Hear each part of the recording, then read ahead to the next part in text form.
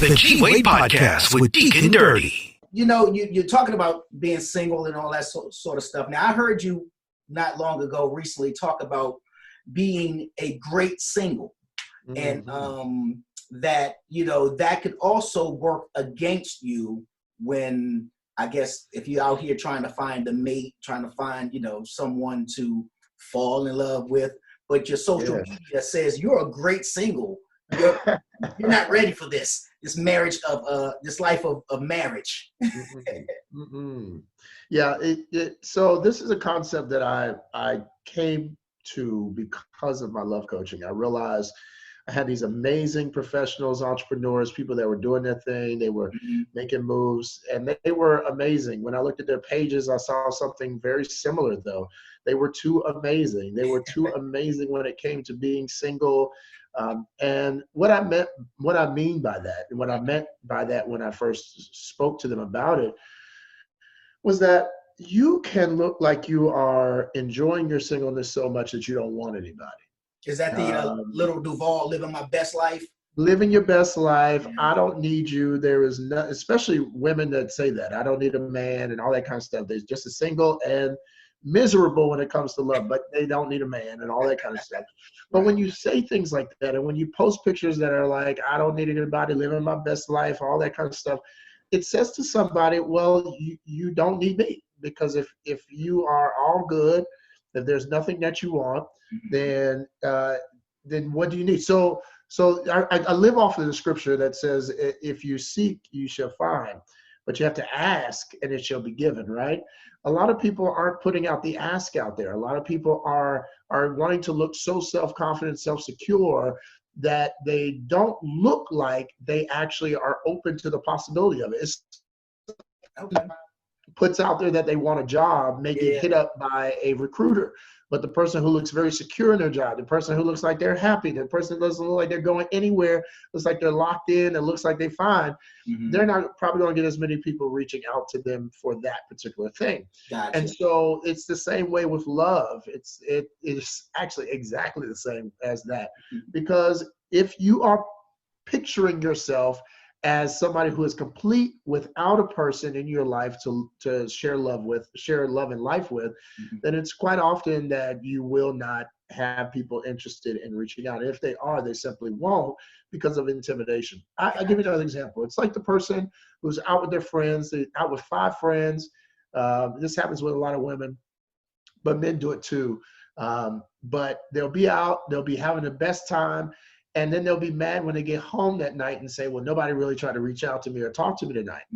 And it's kind of like, well, you were looking like you were having such amazing time and you were with your girls and y'all were living it up and laughing and joking and everything else. And nobody's coming to that. Yeah. So it's kind of like you have to find ways to pull yourself aside, look available in order to get people interested in wanting to reach out to you.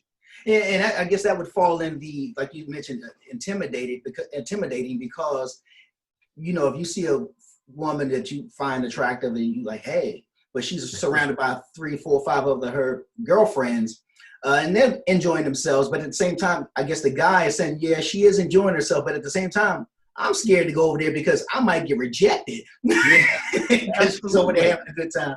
Absolutely. And people all the time, no one wants to be rejected. I don't care how much self-love, I don't care how much rejection never feels good. Yeah, like I would never tell somebody, you should feel good with rejection. No.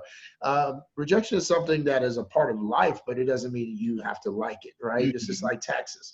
So they're necessary in some way, but you know, it doesn't mean you like it.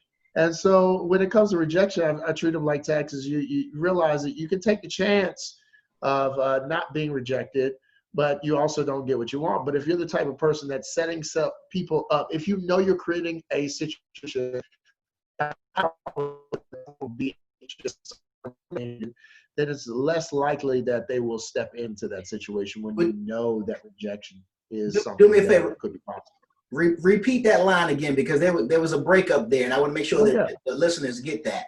Yeah, you got to make sure you're not setting someone up to be in a situation where there's a high probability of rejection. Gotcha. So if you know that you're going to be out with 5 friends, you got to find your way. Maybe y'all already talk about, especially if they're already single, y'all need to go y'all separate ways for like a couple of minutes at a time throughout the time you're out.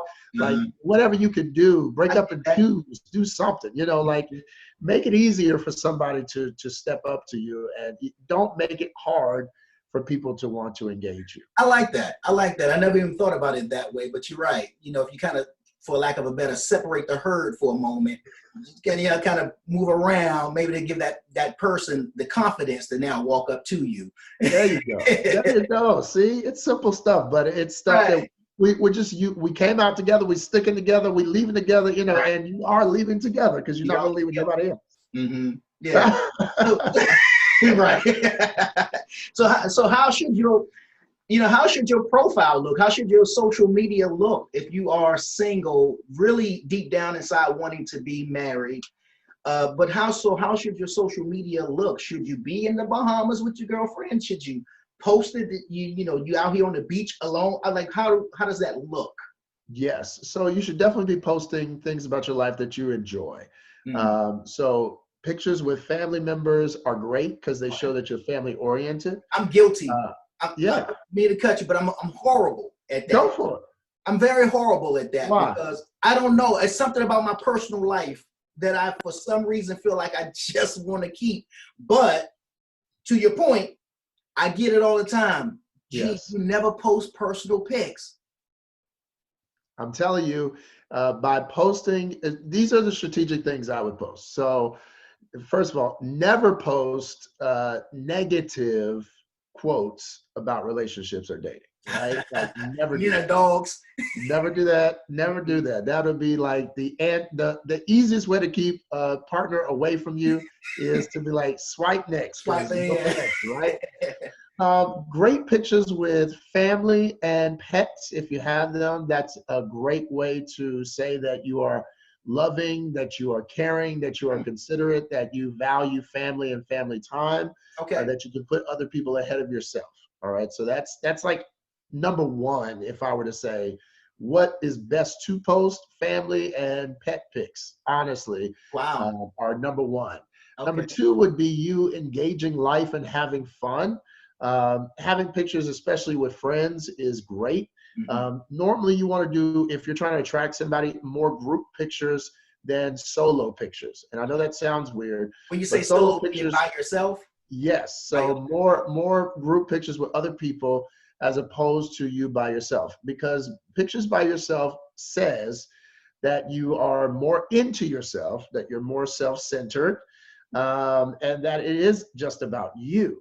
Dude, you're gonna have me delete my whole IG. People, yes, right. And so this is like, if you did a snapshot of the first 3 rows, then it needs to be a mixture of things that are inspiring, that are, hey, open to this. Maybe it's something positive about relationships, and you say something, I'm looking forward to this kind of relationship one day.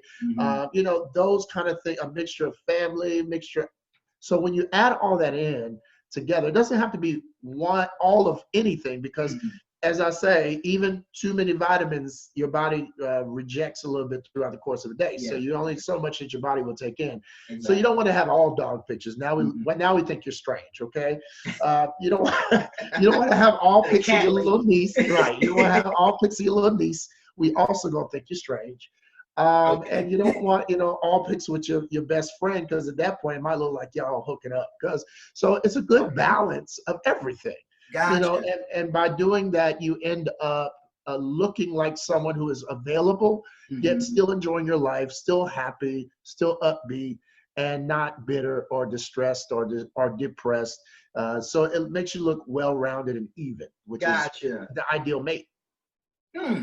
Y'all hear that? So you have to go check re-examine your social media pages to see if you are out there footloose and fancy free, or to see if you are desperately seeking love. I guess it does send a signal. I never even thought of it that way, because again, I get it all the time. Why you don't ever post personal pics? I'm like, I just like to keep my personal life personal. You know what I'm saying? But I'm guilty. Hello. You're gonna make me do a post on that. I might do that for my love talk tomorrow, because it is so necessary for people to understand what their social media says about them.